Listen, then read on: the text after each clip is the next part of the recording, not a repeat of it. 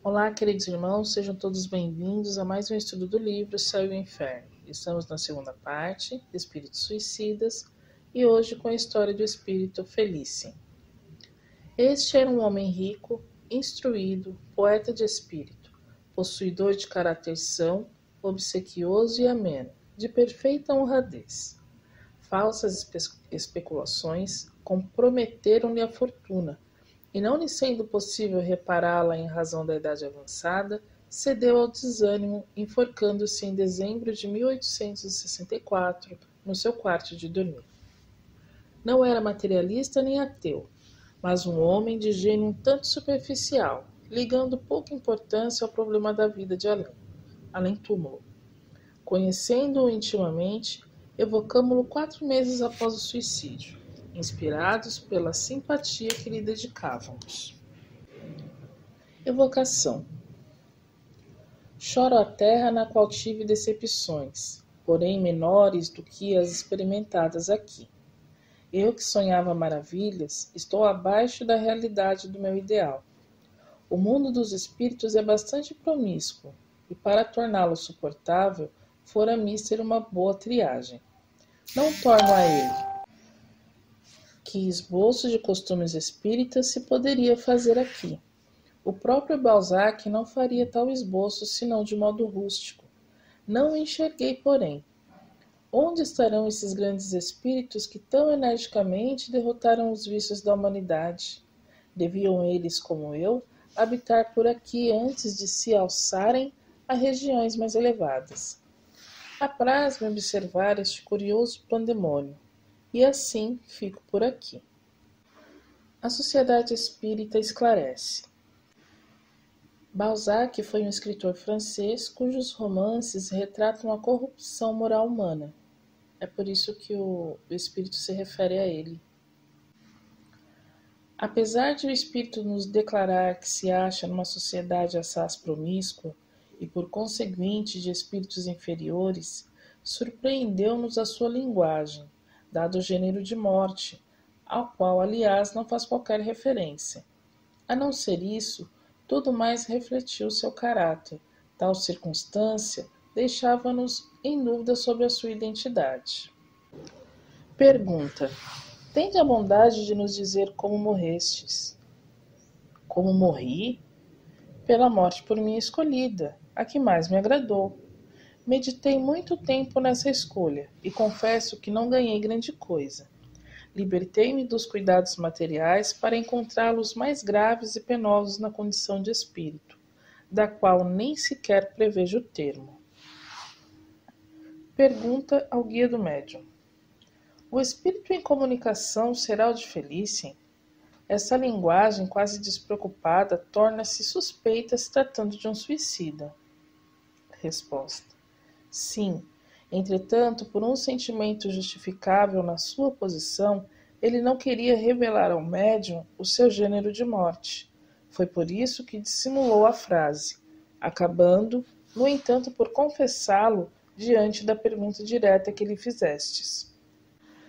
E não sem angústias. O suicídio fala sofrer muito, e por isso desvia o mais possível tudo o que lhe recorde o seu fim funesto. Pergunta ao espírito. A vossa desencarnação tanto mais nos comoveu quanto lhe prevíamos as tristes consequências, além da estima e intimidade das nossas relações. Pessoalmente, não me esqueci do quanto erais prestativo e bom para comigo.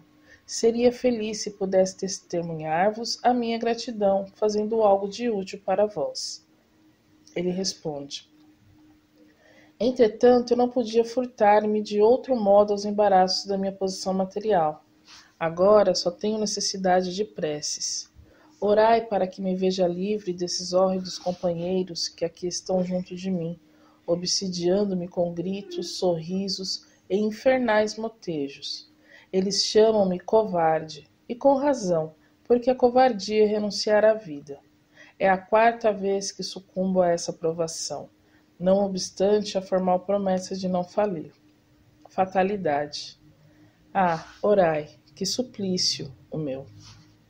Orando, fazeis por mim mais que por vós. que fiz por vós. Mas a prova, ante a qual fracassei tantas vezes, aí está diante de mim. Precisarei novamente tentar. Terei forças? Ah, lutar por tanto tempo para sucumbir aos acontecimentos é desesperador, mesmo por aqui.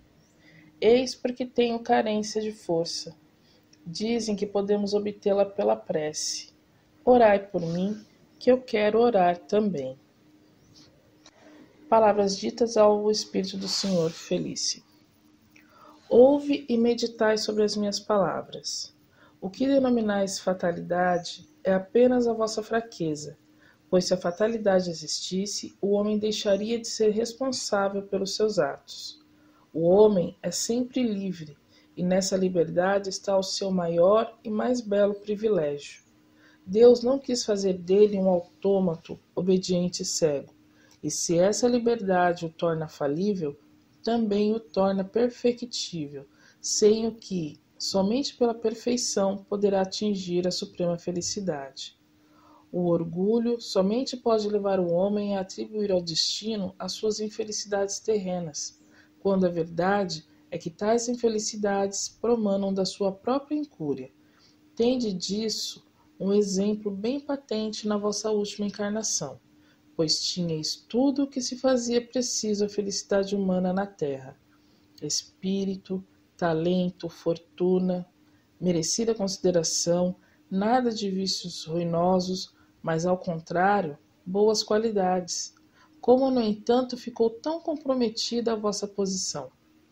Unicamente pela vossa imprevidência, a vez de convir que, agindo com mais prudência, contentando-vos com o muito que já vos coubera, antes que procurando aumentá-lo sem necessidade, a ruína não sobreviria. A vossa aprovação consistia no encadeamento de circunstâncias que vos deviam dar não a necessidade, mas a tentação do suicídio. Apesar do vosso talento, não dominastes essas circunstâncias e sofreis agora as consequências da vossa fraqueza. Na próxima encarnação, tereis de enfrentar acontecimentos que vos sugerirão a ideia do suicídio, e sempre assim acontecerá até que de todo tenhais triunfado. Deus oferece sempre os meios de reparar nossas falhas. Assim sofrereis não eternamente, mas por tanto tempo quanto reincidirdes no erro. De vós depende, no estado espiritual, tomar a resolução de manifestar a Deus um sincero arrependimento, solicitando o apoio dos bons espíritos. Voltarei então à terra, blindado na resistência a todas as tentações. Uma vez alcançada essa vitória, caminhareis na via da felicidade com mais rapidez, visto que, sob outros aspectos, o vosso progresso é já considerável. Como vedes, há ainda um passo a franquear, para a qual vos auxiliaremos com as nossas preces. Estas só serão inúteis se não ajudar com seus esforços. Ele responde: obrigado por tão boas exortações.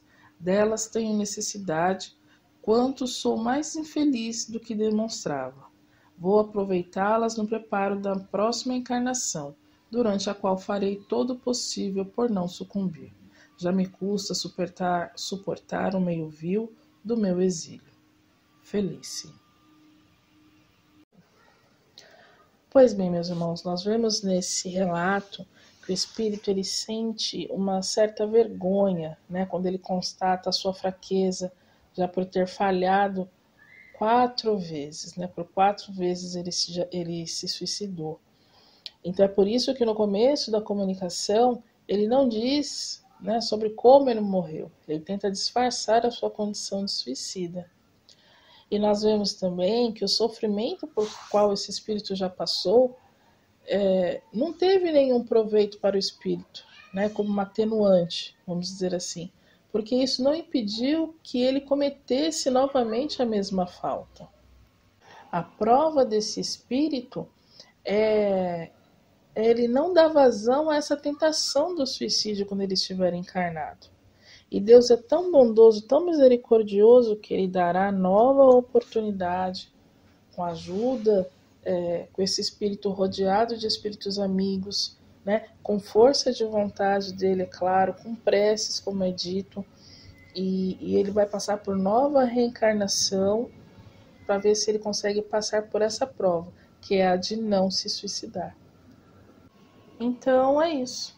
Apesar do sofrimento, ele terá que recomeçar uma encarnação ou várias encarnações até que ele saia vitorioso dessa campanha.